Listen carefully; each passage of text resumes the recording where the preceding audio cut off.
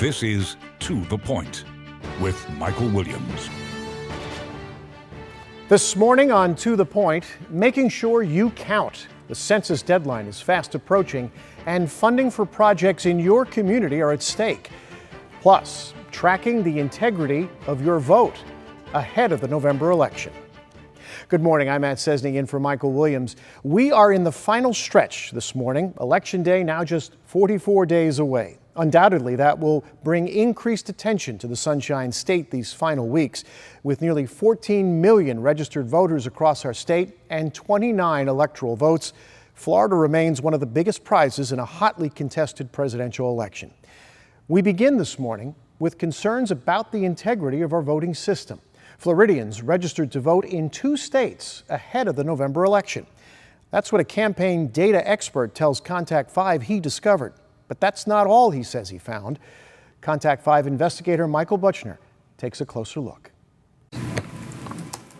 This is all the people that can actually vote twice. Andrew Ladanowski says it took him just half a day to find more than 800 people registered to vote in Florida and Ohio, and more than 1,000 in Florida and North Carolina. Those same people, the campaign data guru says, also requested a Florida vote by mail ballot to their out-of-state address for the November election. These individuals have nothing that will prevent them from voting in 2 states. That's frightening.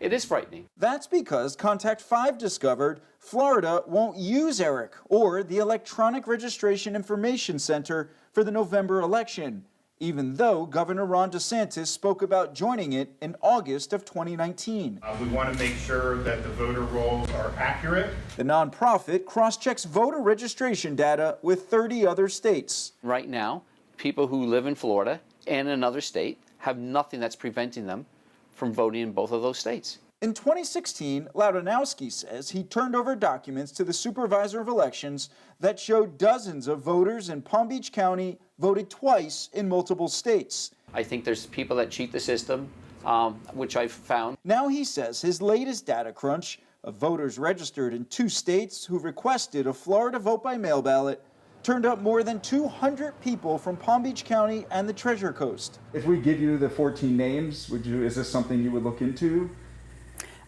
I can certainly look into it. We shared Ladanowski's findings with the supervisor of elections here in Martin County. Vicki Davis tells Contact 5 that her office has checked up on out-of-state voters in the past. It's not illegal to be registered in 2 places, but it is illegal to vote more than 1 time in an election, of course. I am not concerned about the integrity of the election from my perspective here in Martin County. We have a good database in place. However, Ladanowski remains concerned without having a more rigorous tracking system in place right now.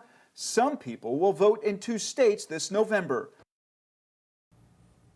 And Contact 5 investigator Michael Buczyner now joins us. Michael, good morning. Let's start with the fact that it's not necessarily illegal for people to be registered in 2 states, correct? Yeah, that's right. As you heard the supervisor of elections talk about there, and it was explained to us, it's not illegal to be registered in 2 states, Matt. The problem is, of course, is when people do this and they vote in 2 separate states, and of course, that is a felony. I can tell you, I spoke with Dave Ehrenberg here and even his office about this. They said FDLE could investigate, and if they indeed did find something like this, of course, it's something that they would take a look at. But the problem, Matt, that they said is that it's hard to prove the intent when someone does this. Let's talk about the system you mentioned in that piece there, the ERIC system. What exactly is it and what does it do? Yeah, so it's a tool, as we showed you in our piece there, that the state of Florida will not be using for the upcoming general election here.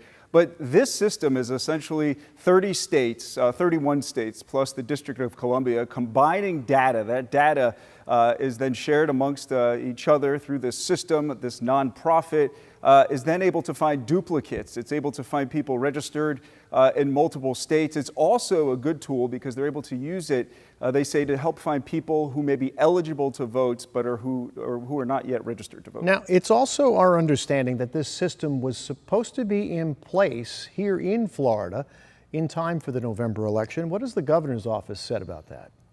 Yeah, it's a very good question. I can tell you, go back to August of 2019. Governor Ron DeSantis held a big news conference and talked about why it's important to have this and the integrity of our election.